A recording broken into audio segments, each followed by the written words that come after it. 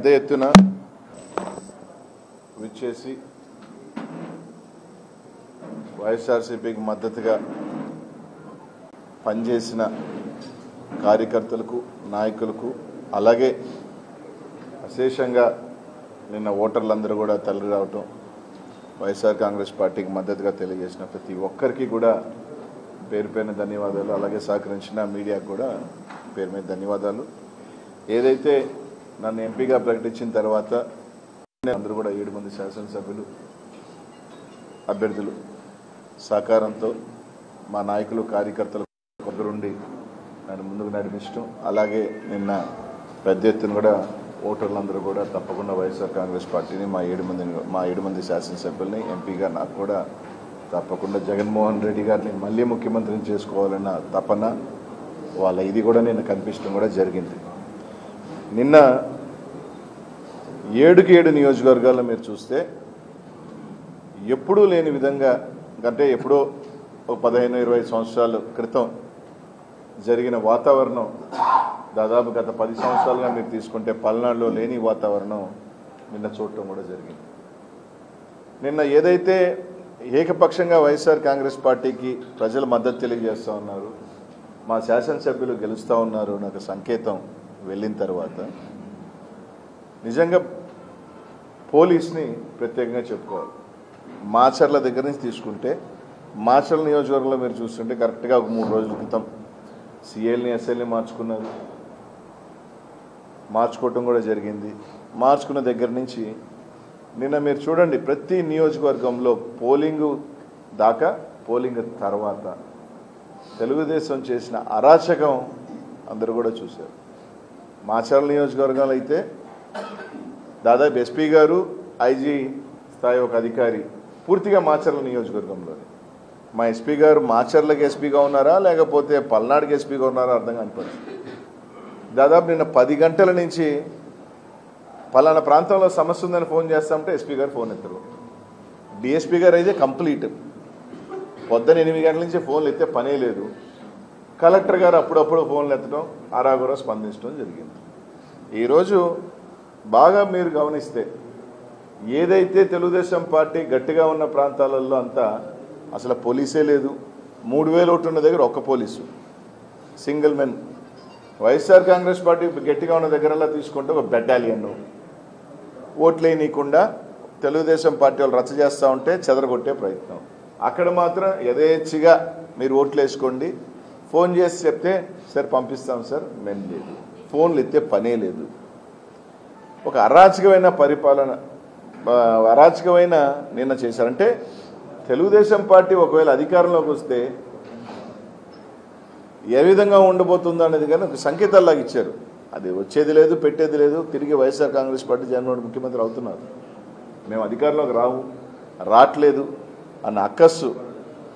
అదే నిన్న 100 ఊర్లున్న మాచర్లో తీసుకుంటే 2 గ్రామాలలో పూర్తిగా డిఎస్పీ పొద్దునే సాయంకాలం దాకా 2 డిఎస్పీలు వేశారు 2 గ్రామాలలో.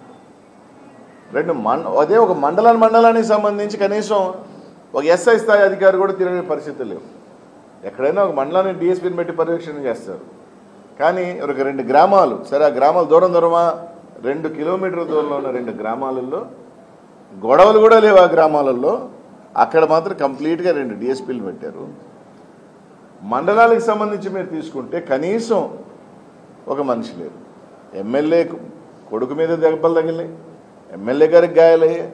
అక్కడికి వెళ్ళి పోలీసుకి ఫోన్ చేసే స్పందన లేదు.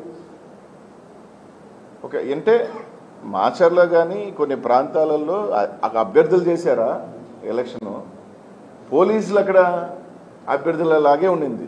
ఎస్పీ గారు మాచర్ల చుట్టే ఇంకే ఊర్లో తిరిగింది దాఖలాలు లేవు. వేరే ఎమ్మెల్యేలు కానీ అభ్యర్థులు కానీ ఫోన్ చేసి ఇబ్బందులు పడుతున్నారంటే ఎత్తేది లేదు. నేను సత్యనపల్లి చూడండి, దాదాపు ఎంతమందికి తలదెబ్బలు, దాదాపు నాకు తెలిసి ఒక 25-30 మందికి నేను ఎలక్షన్ జరిగేటప్పుడు తలకాయ బలినాయి. గొండ్లపల్లిలో తెలుగుదేశం పార్టీ అభ్యర్థి వెళ్ళిన తర్వాత ఒక మహిళ జాకెట్ దించి ఏజెంట్ దించి చీర చింపి బయటికి పంపించారు. ఎక్కడైనా ఉందన్నది. పోలింగ్ బూత్కి వెళ్ళి ఒక అభ్యర్థి తలకాయ బాలు కొట్టారు. ఇది నేను గురజాల, వినుకొండ, నర్సరావుపేట అయితే ఎమ్మెల్యే ఇంటికి మీదకే రాళ్ళు దాడి చేశారు. చిలకలూరుపేట, పెదకూరుపాడు మొత్తం ఉంటున్న ఎస్ఐలకి, సిఐలకి, ఎస్పీలకి ఫోన్ చేసినా ఫోన్లు వేస్తే మనిషి కూడా లేడు. దాడులు చేస్తూ ఉన్నారు, కొడతా ఉన్నారు అన్న కూడా. ఇవన్నీ ఒక ఎత్తు అయితే పోలింగ్ అయిన తర్వాత ఇది బాధాకరమైన సంగతి. నిజంగా వాళ్ళకి దమ్ముంటే రండి, అభ్యర్థుల పోటీ మేము, మా ఇళ్ళ మీద కొట్టాలా, రండి కొట్టుకుందాం. బీసీలు ఎస్సీలని మీద మీరు కావాలంటే ఊర్లు లెక్కేసుకోండి. బీసీలు ఎస్సీల మీద మాకు ఓట్లు ఏజెంట్గా కూర్చుంటారా, ఓట్లు వేస్తారా అని చెప్పి ఊర్లు గురజాల్లో అయితే కొత్తగణేశంపాడు కానీ, కేసినపల్లి కానీ ఒక 10 ఊర్ల మీద ఇల్లు ధ్వంసం చేయటం, మహిళలను చూడకుండా కొట్టారు. పెదకూరుపాడులో 15 గ్రామాలు, సత్తెనపల్లి అయితే ఈవెన్ స్టిల్ ఈరోజు కూడా మాదాలలో ఊర్లో వెళ్ళిపోతే ఊర్లో ఇప్పుడు కూడా పగలు కొడుతున్నారు. చీమలమర్రి, గుండ్లపల్లి, కుంకలగుంట మహిళల్ని.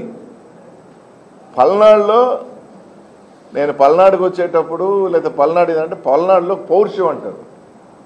ఆడవాళ్ళని కొట్టేవాడు వాడు మగవాడు, వాడు పౌరుషం అంటారు.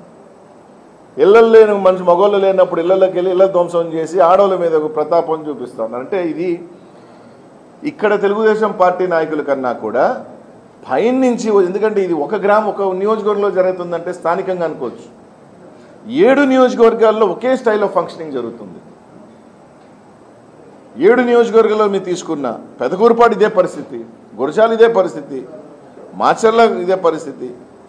నిన్న చిలకలూరుపేటలో కావూరు చూడండి, ఎస్సీ కాలనీలో ఒక బూత్ ఉంటే దానికి సంబంధం లేని పక్క గ్రామం వాళ్ళు వచ్చి తీసుకొచ్చి ఆ బూత్లో కదా గొడవ, కర్రలు తీసుకొని వచ్చి వాళ్ళని కొట్టే ప్రయత్నం ఎస్సీ కాలనీ కావూరులో.